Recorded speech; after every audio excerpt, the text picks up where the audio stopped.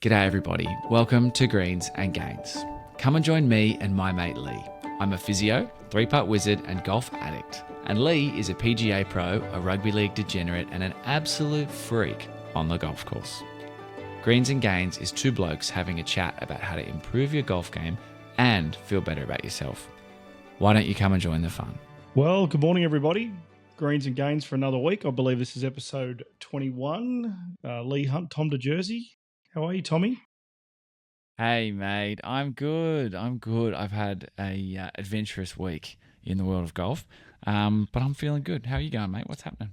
Mate, feeling great. Thank you. Had a pretty cruisy week. Busy at work. The weather's been okay. We've got a little bit of rain on the weekend, but no, we're not too bad. Not too bad. Good, no major complaints. I notice you're wearing a nice hat. Well, yeah. Thanks for noticing, Tommy. Yep, the new Greens and Gains cap. Very exciting. I think you've got one on as well, which is great. Lots of different colours. It's here. Does it make it official if we've got a logo and a cap? Well, it is episode 21. And 21. Almost all podcasts don't make it this far. So I think we're officially a podcast, mate. I think most people only thought we'd get to 2. I thought we'd get to 3. So we're at 21 weeks straight, which is it's been a lot of fun, and I guess it is official. We've got the cap, and the listeners are coming on board, and they've been great, and the feedback has been good and interesting. So we're enjoying it, which is great. We're away. Okay, before we kick things off for episode 21, a quick word from our sponsors, OnCourse. OnCourse are Australia's leading network of pro shops, and they offer an extensive range of golf equipment, including golf clubs, golf balls, apparel, accessories from all of the major brands. Plus, you can search for lessons and clinics from qualified PGA pros and club fittings in your local area.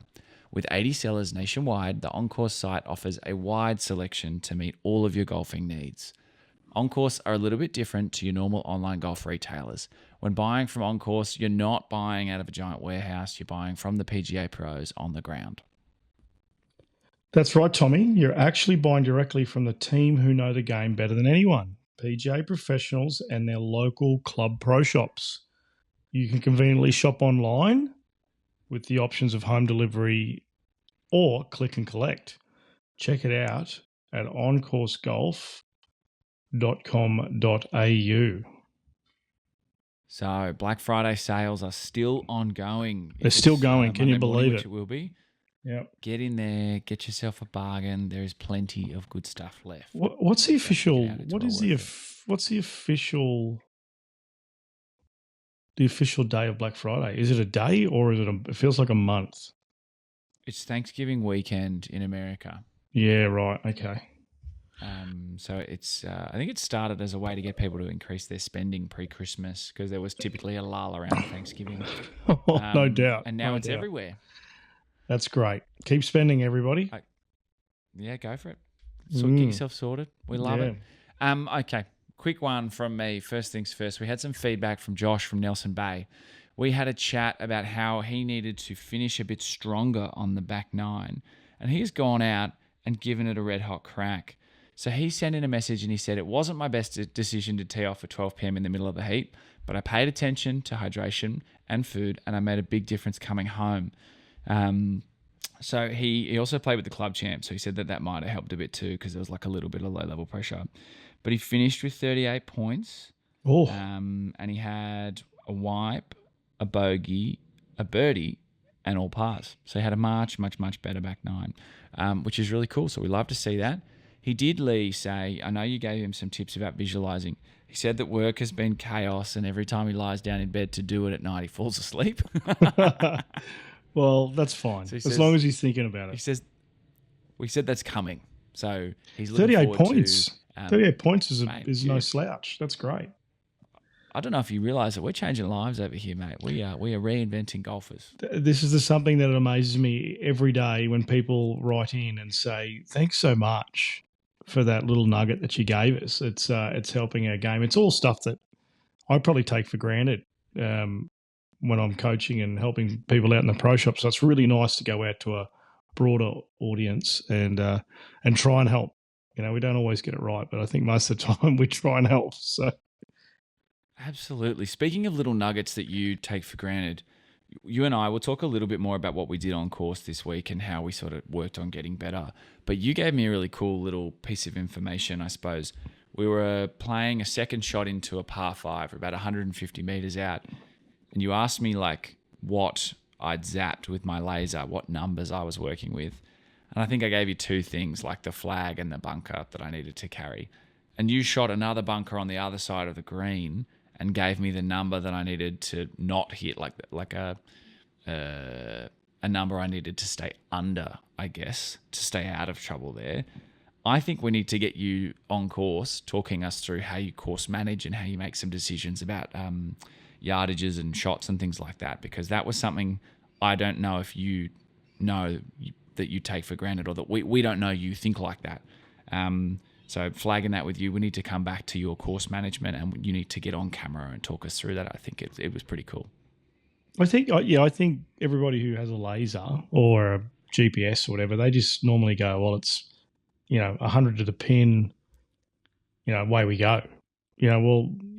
Like in that instance, it was basically we needed to cover a bunker on the left-hand side, so we'd have enough. We'd pick that yardage. We had to see how far the pin was from the edge of that bunker. And then there was a bunker on the right, which wasn't too far away. It was probably 15, 20 yards on the right side of the green, where if you went too far, you would have fallen into that bunker and we would have been in trouble. So golf is a game of chess.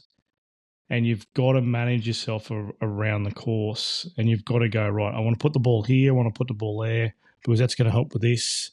So it's something that this game, it's not how good your good shots are, it's how good your bad ones are. So if you can hit a club or direct yourself around the golf course, you'll find you don't have to do much to improve your round and keep the big numbers off the scorecard. You've just got to think a little bit clearer before you hit the ball. Yes, absolutely. And just the way you went about thinking about it, I was like, oh, this is fantastic. More people need to hear this. So flagging that with you, we'll come back to that, okay? Beautiful. Sounds good. Okay, this week, my friend, for Like It, Don't Like It, my favourite segment of the week, you have started speed training.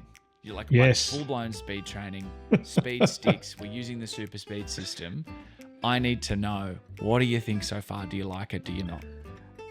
I don't like it because no. Let me qualify that. Yep. I don't like the speed I could do. I went through the protocols and did the speed training, and it basically just told me stuff that I knew but I was denying. And so we have I was slow quantitative data for your loss of speed. Yeah. So and using the speed sticks are great, and the app that it comes with is fantastic. So I'm really looking forward to tracking what I can do and where I can get to, coupling that in with the stuff I'm doing in the gym and stretching and all that sort of stuff, all the stuff you should do. But it's sort of put me out there now. So I either fix it or I just become a person who makes excuses. So I'd rather not be that person. No, but I do like it. Back to like it, don't like it. I didn't like the speed that I had, but I do like the fact that I'm doing it and I'm going to try to improve. So I think anybody could benefit from being quicker. You would have liked to have brought more clubhead speed to the party, but that's okay. This is a start point, right? We've done our assessment. We have an idea of how fast you can move it. 107 miles per hour. 107, was it? Yeah, not great with my driver.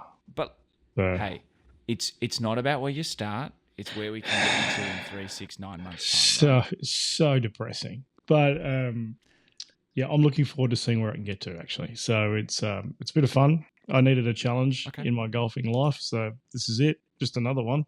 I think so. So Super Speed have released a new app, which is really cool.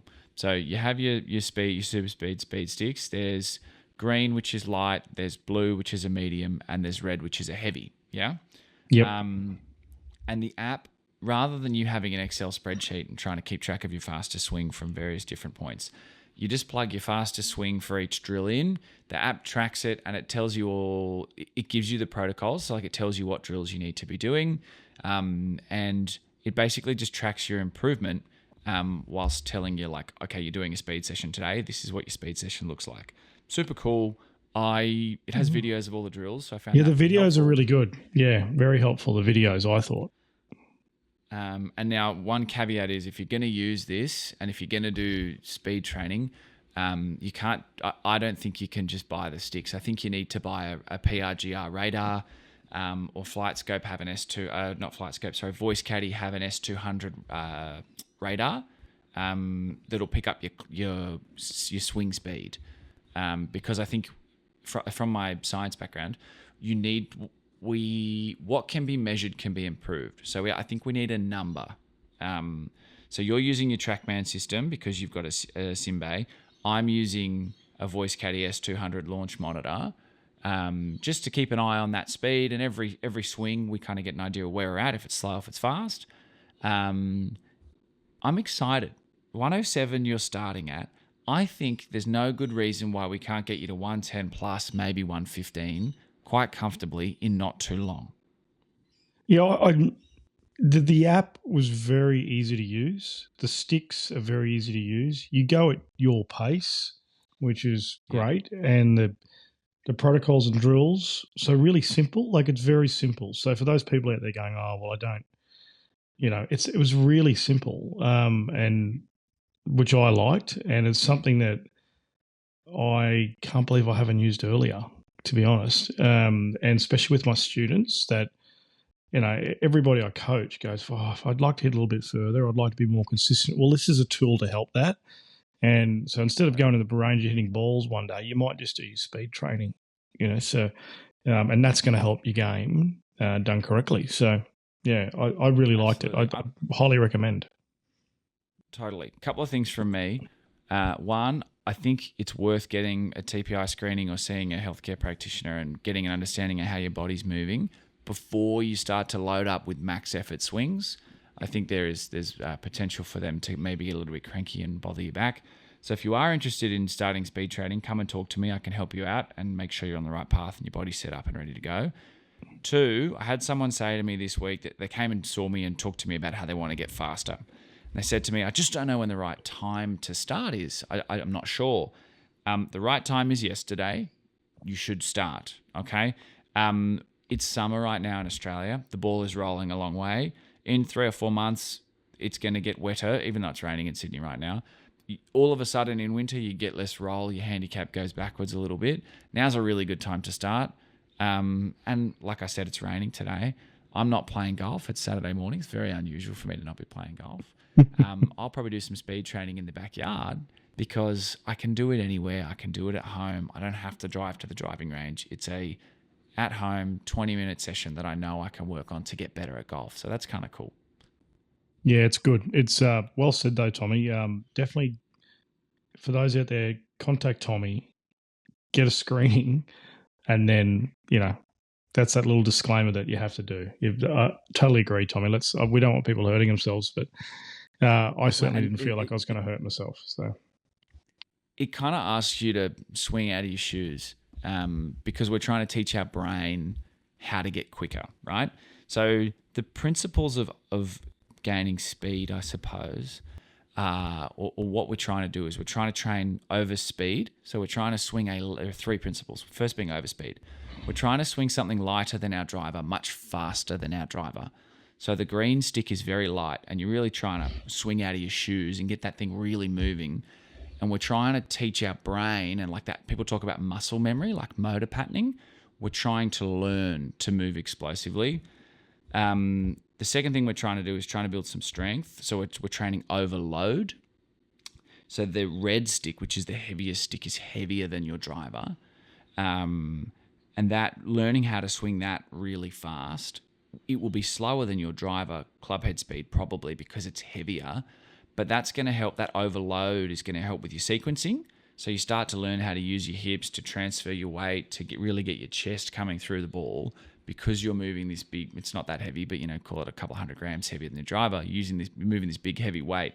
The third thing, and why I think most people would benefit from a screening, is that you actually need a baseline level of strength that's relatively good. So like you need to be relatively fit and move relatively well, because power, the equation for power, is strength divided by time, right? This is a little bit nerdy, but bear with me. If your strength is very low, or like strength divided by time, it's basically your ability to express your strength extremely quickly. So if you are not very strong at all, you won't be able to get a club head moving very quickly, right? If you are really, really strong, a lot of those people who are extremely strong are not particularly powerful because they don't know how to express their strength quickly. Yep. So I see that a lot. I see that a lot. Yeah. You would see it heaps. Big, all the time. Dudes. Big people, like strong people who could throw me over their golf cart, who cannot crack an egg. 102. Can't knock the skin off grandma's custard. So there are two types of people. Why I think we do screening is if you are strong and not powerful, awesome, and you move well, awesome. You need to be speed training, and you need to be doing swing speed training. If you are not particularly strong and you're relatively quick for your like size and weight and all that, you need to be strength training, and that's a whole different kettle of fish. You need to be in the gym and working on those things. So if you're interested in all of that, let me know. It's something I help a lot of people with. I had a text from a client the other day who hit driver 9-iron into our longest par 4, from the plates, which is just so cool. So it'll completely change your game. If you're umming and ahhing about it, you need to be looking into it seriously, I think. Yeah, absolutely. Well said. Well said. I'll stop there. That's enough speed talk for right now. That's okay. a lot of the next everybody's going to get caught speeding down the highway. Listen to this, Tommy.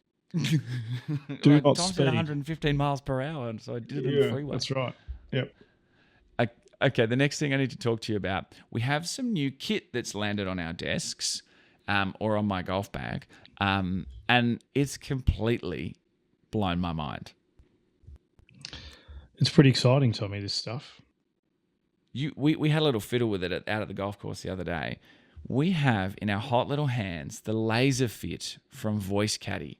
So it's a new rangefinder, and I think the most exciting thing is it's at a very reasonable price point for what it does. I'm just getting it out of its box so that I can show you guys. Comes in like a cute little bag, right? It's very small, sits on the side of your golf bag really easily. Little rangefinder. It's tiny. It's really quite small, okay? What this thing does that other rangefinders don't do, which I think is just so cool, is it triangulates. Do you know what that means, Lee? Well, I do remember going to school. So absolutely. So you could point it at one target and then go from that target to another target, and it will tell you the distance between the two targets. Am I correct? So, okay. You might say, why do I need a rangefinder to triangulate for me? Let me provide you with a couple of examples that I think all of us have experienced, okay? You go on holidays, or you're at your golf course and you're a guy who uses a golf cart, right? You rock up and Lee Hunt smiles at you, giggles after you've paid for the cart and says, "Oh, fellas, it's cart path only today." A tale as old as time, right? You get your Laser Fit out, you're in the cart, and you're like, "Oh, what club do I take? I don't know." So you're talking about the 90-degree rule. That's right. You've got to walk to your ball. What club do you take? Yep. Okay. Yep. Yeah. So how many clubs do I take across the fairway? With this little rangefinder, mate, with this rangefinder, you shoot the ball, you shoot the pin, you shoot the ball, you shoot the pin. It gives you the number. It's the coolest thing ever. It never leaves your golf cart. Yeah. And you know that friend who's like, "Oh, mate, I don't have a rangefinder. Can you tell me what the number is?" Yep. You're standing in the fairway. You zap them. You zap the pin. It's 135. Kev, good luck. Oh, now, can this be used if you're trying to, say you get a little wild off the tee, Tommy, and you may be on another fairway? I don't need to imagine. Yep. Can this be used to shoot the base of a tree and then the top of the tree to see how high the tree is and see if you can get that ball over the top of the tree? Yeah, yes, absolutely. You can just measure stuff with it. So I love this, great idea. So if you're on the wrong fairway and you train or practice with a launch monitor and you have a rough idea of how high you hit your clubs, you can shoot the tree. The tree might be 10 meters high and you might be like, that's cool. I know that I can get a 7 iron over that. Over the top of it. My apex is, 38 feet or whatever. I can clear it. How come this hasn't been done before with a rangefinder? This is the coolest thing in rangefinders I've seen in a long time, and it wasn't a big package. It was tiny. Yeah. So my understanding is Voice Caddie are a Korean brand, and they've been doing this for a little while in Korea, and they do a great job of it. And they're just trying to innovate in the space. So if I were you, it's at a fairly reasonable price point. If I were you and you lose your rangefinder, which I will inevitably lose my rangefinder shortly. Which will take a week if you go on a golf cart. Yep. I just cannot be allowed near golf carts. I've left my rangefinder in a cart. Again. Every single cart I've been in for like the last 5 weeks. Oh, God. Yep. I'd seriously be checking it out. It's just so cool. It's so clever. We're going to make some video content around it when we're on the course and kind of show you how it works.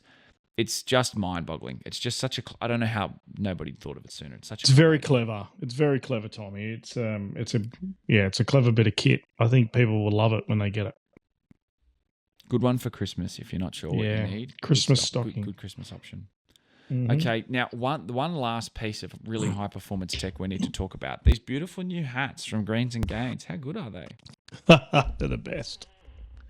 They're comfy. Mine's very comfy. Yep. It's guaranteed with an keep the sun off your nose. To maybe keep the sun off your nose, Tommy.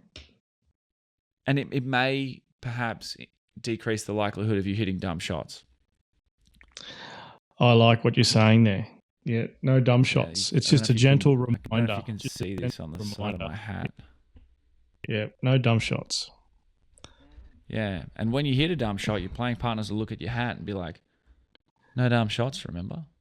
Yeah, absolutely. And you know what? If you come into the pro shop wearing one of these caps, into my pro shop, I don't think I'll charge you for a pull buggy because you're a good person and you're going to bring the cradle back.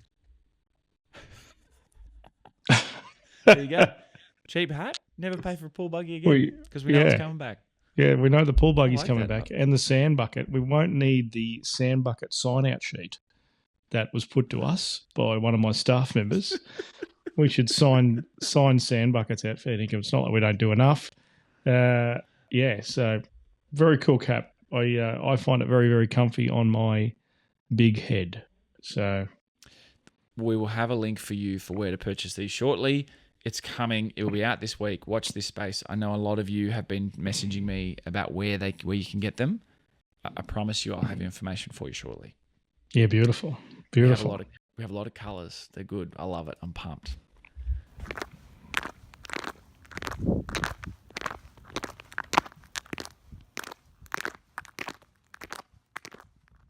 Okay, my friend. Next thing I need to talk to you about, we need to talk about how things are going for us both on or off the golf course and how practice is going and how we're improving.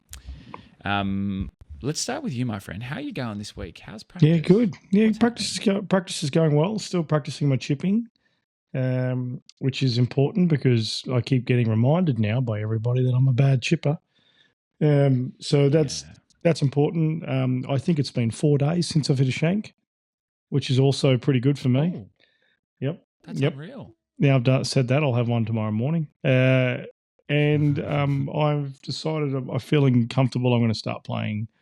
Things have settled down at work. My coaching diary is flying along. So I'm going to start playing golf on a Wednesday with the members. Or if anybody would like a game on a Wednesday, let me know. We'll have a game. But so pretty good, Tommy. I'm going to start testing the chipping out under a little bit of pressure of the members comp. Okay, so this is not at all how I would do things, right? I just keep playing comp and try work on shit and get disappointed about it. So you've taken a couple of weeks out of comp to practice, have your lesson, and do a bit of work, I suppose.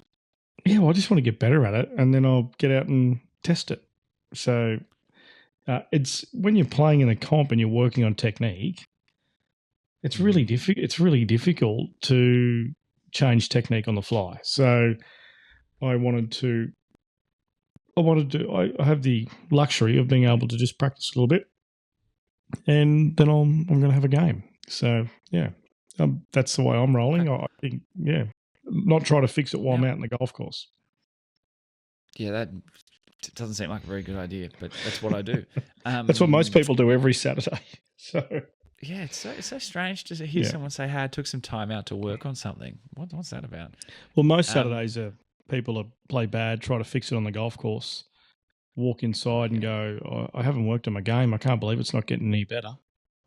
You've got to work on it. You got to give it a little bit of love.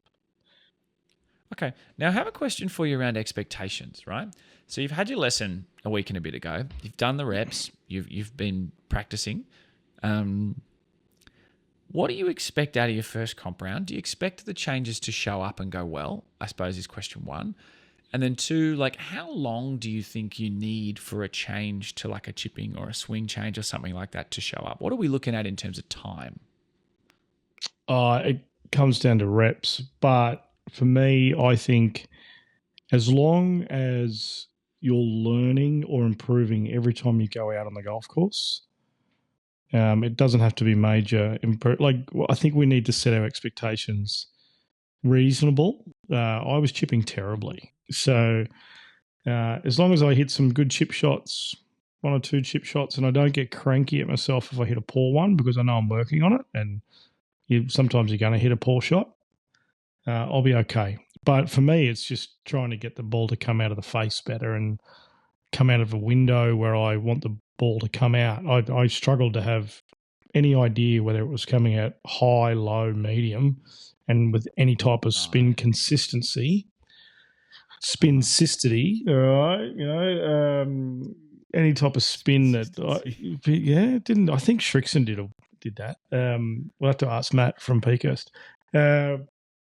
Just to be more consistent. Oh my God, I just said it. Be more consistent. Yeah. But anyway, there you go. That's what we all want. Yeah. Yeah. So I'm not being too hard on myself. It'll be my first game out there, so we'll see what happens. Okay. I think that's really interesting. I think hearing you say that you're working on something and not being mad about hitting a bad one, I think that's really cool. That's something that I definitely need to work on. Yeah, well, most golfers need to work on it at every level. We just got to accept, move on, go again. A post-shot routine is almost more important than a pre-shot routine. Well, I think it's more important. That whole acceptance thing is just accept it. Get on with it. Let's go. Let's move on. Yeah. Yeah, but it's not easy to do when you hit a shank or a shocker, right? But if you think of it this way, Tommy, imagine being a tennis player. Yeah. Okay, so a tennis player will get beaten in a rally 50% of the time, say, or they'll hit a bad shot into the net. They've literally got 30 seconds to get over it before the next shot. I suppose we get a short little walk, don't we? We get a walk. We get more time. I think sometimes that's the issue. We've got to accept the shot and move on. In tennis, they accept very quickly and they move on to the next shot. So think of a tennis player next time you're out there playing. I like that. I like that a lot. Just get over it a bit quicker. 30 seconds up to the net. Yeah, gone. Reset. As soon as I rip the glove off, as soon as the glove's been ripped off my hand, it's done. It's over. We move on. Okay. I like that. I like that a lot. That's cool. So I'm excited to hear how you go. Will you let us know on the pod next week how the chipping fared in your first comp? Yeah, in the comp. Yeah, I'll let everybody know if I break 30 points or not. I'd love to hear if you get up and down, what the up and downs are like. Maybe your up and down percentage. Okay, I'll give you a percentage. Yeah, for us. I like that. I reckon that'd be fun. Fair enough. Now, I put the commentator's curse on myself last week. You did, Tommy. You did. I think my words were, I'm in love with golf and I'm excited and I'm feeling good about playing. I've been working on it. Neck minute. Yeah. So I played comp Saturday morning, 18 holes last week. 0 of 14 fairways. Wow. it was tough, man. It was tough. Did you at any stage did you just say, you know what, I'm going to aim for the rough and just see if it goes on the fairway? Yeah, like I was missing everything right. So I'm like, yeah, cool. I'll just try hit a hook, and then I was just hitting push fades. I was hitting like balls that started right. Push fades. So then I was like, all right, I'll just aim heaps left and just like let it fall right, and just went more right. And that's fine. That's okay. That happens. So that's fine. I went and practiced and was hitting it okay.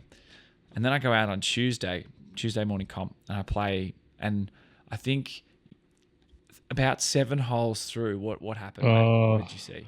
So Tuesday mornings, I coach from 5:30 in the morning onwards, and I did notice that you were down on the sheet to play, and then I noticed halfway through, I think my third lesson, a flare went up on the golf course of distress. This big flare sort of shot up, and I've gone, oh, that person's in trouble. And then my phone lit up. I need a lesson. And it was you, Tommy. Hey, it was mate, you. I'm not going to play the back 9. Can we just call it? Do you have any time for me? 9 holes. And then I had to change my schedule, and we got you in, and we went and spent a bit of time on it. And I think we discovered something that we needed to do more of, and that was spend more time on the golf course going through stuff rather than just beating balls. More on-course play than just range play or indoor sim play. So for you, I think we had a little breakthrough on the course, but yeah, you were in a world of hurt. Yeah. Throwing toys out of the court everywhere. It was quite interesting, you 3 or 4 swings, and you're like, okay, we're going to do this, this, and this, because that's the change you need to make. And I'm hitting it good, right? Like, and indoors, I'm hitting it good. And then as soon as I get on the golf course, I'm like, why can't I make a par? This is insane. What's happening? You identified a couple of things, and it's interesting you say you've been chipping and not playing, because your plan for me as a coach now is we're going to spend some time on the course once a fortnight practicing outdoors, because I do too much indoor practice, and we know that. Yes. Yep. And then on the off week, I'll play comp. What do you think I need to be doing practice-wise on the course right now? So I think a couple of things that you do, Tommy, is that you're rapid fire indoors or at a driving range. You just whack with no real thought process or time in between to think about it. And yeah, absolutely. Yeah. And then accepting shots, going down to finishing where it finishes, and then working out how we're going to play from that position towards the hole. Back to the hole, let's chess our way around the golf course. Different lies, different grass types, different bunker lies, different shot selection, all that. And I think that's something we're going to have to work on more with you, because but the problem was the driver. I got you lined up, and the first problem was you're aiming 40 right at the target. So the only way you were going to hit it. This is a recurring theme. Yeah, it's terrible. And then, so you're aiming a long way right, you were dragging it left. And then I said, right, we've got to get the alignment right. Then the first one you hit, no surprise, it went 40 left. Now, if I'm not there standing next to you, you then lose faith in the process and then go back to aiming 40 right. But we made you stay there. The next one you then sliced because you overdid it. I made you stay there. And then the next one you pounded. If it didn't go over 300 meters down that hole, I'm not here. And so that was 4 swings. And one of the things I think you identified was that I kind of back out of hit and driver. Like I end up like I've exited my follow through not long after impact. I kind of step out of it. And we think it's from hitting a whole heap of balls in a sim bay and going to grab the ball as soon as I've hit it. So one of the drills you've given me is to take 2 practice swings and hold my follow through on balance on my left leg. Yep. And it's for 3 seconds. I can do it. And I can do it comfortably, but on the course, I don't do it. That's right. Yeah. I get people to do this. So people say they want to be more consistent. And then I say, okay, well, all I care about is you finishing your golf swing off, holding that follow through for 3 seconds. I don't care where the ball goes. And like for anybody who's ever had a golf lesson with me, if I haven't said that to you at least once, I don't think you've had a golf lesson with me. And so then I go, right, this is what we're going to do. We're going to do that. And then you swing the club, hold the follow through. Without doubt, every time I say this to someone, the first swing, they'll hit it, they'll look up, they'll react to the ball, and they'll be leaning off it straight away. And I go, didn't we just work on holding the follow through for 3 seconds? And they go, oh, right. So it's not about the strike. It's not about the result. It's about the body movement and just completing the golf swing. It's a swing, not a hit. And I think people who struggle with their game, who are struggling with their game, try to hit the ball rather than swing the club. So, yeah. So we just got you swinging the club and not worrying about outcome. It was a big light bulb moment for me when you were talking about getting the body movement right, not just impact. I was like, oh, duh. You idiot, of course. Stuff that you talk about every day with people, Tommy. When you're in it, you can't see it, right? Yeah, that's right. Yeah, exactly. Like my chipping. So you'll be pleased to hear that I've been holding the follow through with my super speed drills like an absolute knob all week. It's been killing me, but I think I'm starting imagining that ball, visualizing that ball going down the fairway. So that's what we're going to do. We're going to report back on that, and I think, unfortunately, I'm going to get you playing better before our second big event where I have to buy you dinner again. So before Benchmark Cup 2, just in time. Just in time. Only got to peak once every 3 months to take your money and make you buy me dinner. It's good. Yeah, it's great. Yeah. Okay, so we will have some content from On-Course Practice number 1 coming for you in the next sort of 5 to 10 days. Yep. We'll be doing some chipping, because Lee needs to be working on that. And we're going to be working on holding that finish. There'll be some footage, I suppose, and some outdoor stuff to accompany what we're talking about, so you guys can get a better idea of that. Keep your eyes peeled. Watch this space that's coming. That's what we're working on for the next. Absolutely. Weeks. All right, my friend. I need to ask you, what do you have to add this week? Anything? Any tips? Any tricks? What do you got for us? Okay, I've got. We just had a rainy weekend, haven't we? So I wanted to talk about. Yeah, it's pouring at the moment. I'm just looking at my study window, and it's just teeming down. How do people prepare for rainy weather? Now, this is super important because sometimes people don't play in the rain. I can understand that, but sometimes we get stuck in the rain, and sometimes people are happy to play in the rain. So I'm just going to give some tips on how to prepare for some rainy weather. One. I love it. Yeah. Buy yourself some rain gloves. Okay. So, the TaylorMade make these rain gloves, which go on left and right hand, and they can be saturated and you will not let go of the club. So that's probably the most important thing. Get yourself some rain gloves and buy them. Even if it's a sunny day when you walk into the pro shop next time you walk into the pro shop or you log online on the On-Course web shop, buy yourself these gloves. If you know your glove size, it's nice and easy. Put them in your golf bag. And you may not use them for 3 months, but when you use them, you'll think, oh my God, I'm so glad I had them. So that's the first thing. Get yourself a decent... Just quickly, I'll get a link for that rain glove pair up in the show notes for you guys so you can go and find them. Just so you can Perfect. Get yourself a decent rain jacket and some decent rain pants. Okay, you don't have to spend a lot of money. I use a company called ProQuip, and I think that's the best rain gear in the world. And they have jackets that range from $100 through to $450. They're from each level, they're both very, very good. A rain hat. If you don't have a rain hat, if you wear a cap on the golf course, when you're playing, turn your cap around backwards. If you've ever seen guys playing on the tour and you see their cap on backwards, the reason I do that is so when it's raining, the water is not running off the bill of your cap and dripping while you're looking at the ball. So when you turn the cap around, when you turn the cap around the other way, that doesn't happen. So super important. When I putt in the rain, it's just like a stream coming off the bill. That's a great tip. Yeah, so turn the cap around backwards so you don't have the water stream off the bill. A fresh shirt. When you finish golf, you don't want to be wet in the clubhouse and getting pneumonia.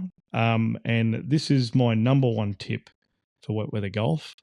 Always have a fresh pair of socks. So even if you're saturated and your shoes are saturated, you can run into the locker room at halfway and hopefully you've got a second pair of golf shoes rolling. You can put some fresh, dry socks on.